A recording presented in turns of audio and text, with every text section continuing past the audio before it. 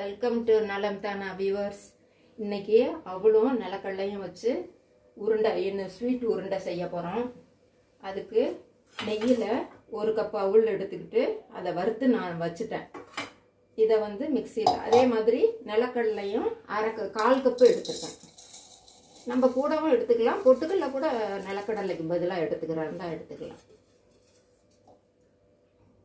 ரெண்டும் ஒன்றா அரைக்கணும், தனித்தனியாக அரைக்கணுமா? ஒன்றா கூட போட்டு அரைச்சிடலாம்.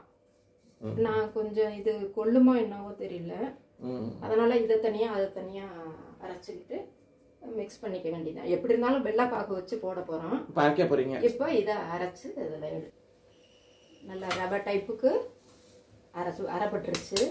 அதை ஒரு பிளேட்டில் எடுத்து ரெடியாக வச்சுக்கலாம். 1/4 கப்பு நிலக்கடலை வறுத்தது. இது நெய்யில் வறுத்து தோல் எடுக்காமல் இருக்கீங்க, பரவாயில்லையா?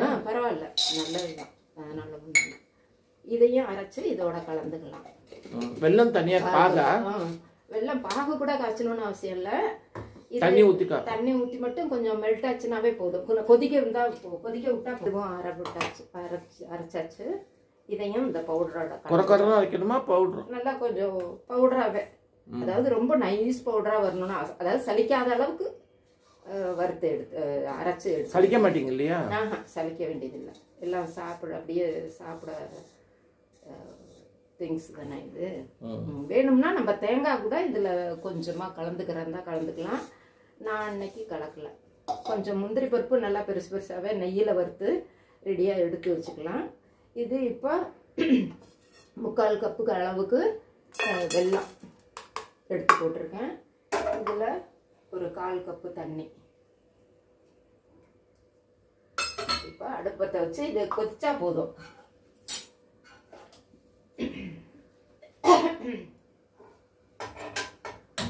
இது கல் இல்லாத வெல்லம்னால அப்படியே நான் கரைச்ச உடனேயுமே இந்த பவுடர்லாம் போட்டு கிளறி எடுத்துருவேன். கல் இருக்குதுன்னு தோணுச்சுன்னா அதை கரைஞ்சதுக்கு அப்புறமேல வடிகட்டிட்டு அதை திரும்பவும் அதில் ஊற்றி கொதிக்க விட்டுக்கலாம். இந்த வெள்ளமெல்லாம் கொஞ்சம் கட்டியாக இருந்தது, அதெல்லாம் கரைஞ்சு இப்போதைக்கு பாயிலிங் ஸ்டேஜ் வந்துருச்சு. இந்த கொதிக்க ஆரம்பிச்சிருச்சு. இதில் நம்ம கொஞ்சம் ஏலக்காய், முந்திரி பருப்பும் இப்பயே போட்டுருவீங்களா? முந்திரி பருப்பும் போட்டுடலாம். அப்போ தான் கலர் சரியாக எல்லாருக்கும் ஈக்குவலாக வரும். முந்திரி பருப்பும் போட்டாச்சு. சிம்மில் வச்சுக்கிட்டாச்சு.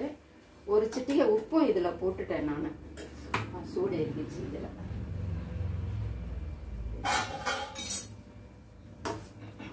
இப்போ இந்த வெள்ளை கொதிச்ச தண்ணியில் இதை பவுடரை சிம்மில் வச்சுக்கணும்.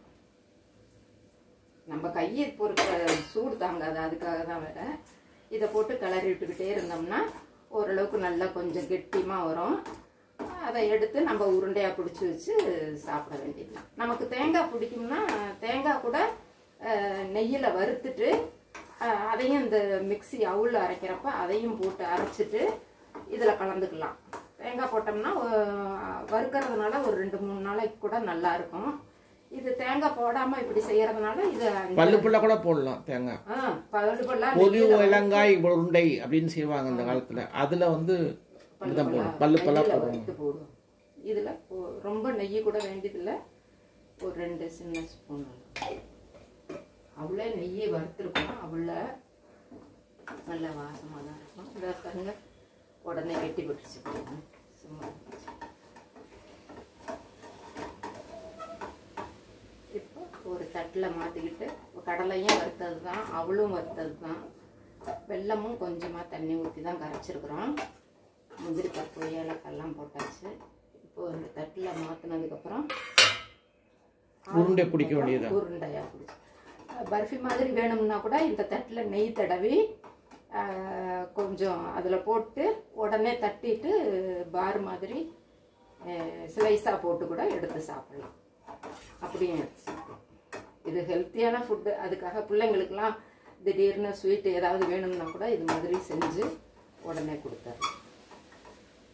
இதில் பொட்டுக்கல்லையும் இதே அந்த நிலக்கடலைக்கு பதிலாக பொட்டுக்கல்லையும் அரைச்சு இதே மாதிரி பாகு வச்சு பிடிச்சிக்கலாம். நீங்களும் செஞ்சு பாருங்க. தேங்காய் போட்டோம்னா இன்னும் ருசியாக இருக்கும். இந்த பொட்டுக்கல்லை நலம் தானா சேனலுக்கு சப்ஸ்கிரைப் பண்ணுங்க. பெல் பட்டனை மறந்துடாமல் அமுக்குங்க. பிடிச்சு காமிக்கலாமா இல்லை பரவாயில்ல இருக்கட்டுமா? வேற ஒரு வீடியோவில் உங்களை பார்க்குறோம். இப்போ பாருங்க, உருண்டை பிடிக்க போகிறாங்க. சூடாக இருக்கும். கொஞ்சம் கையில் நெய் இது மாதிரி உருண்டையாக உருட்டி எடுத்து வச்சு சாப்பிட வேண்டியதுதான்.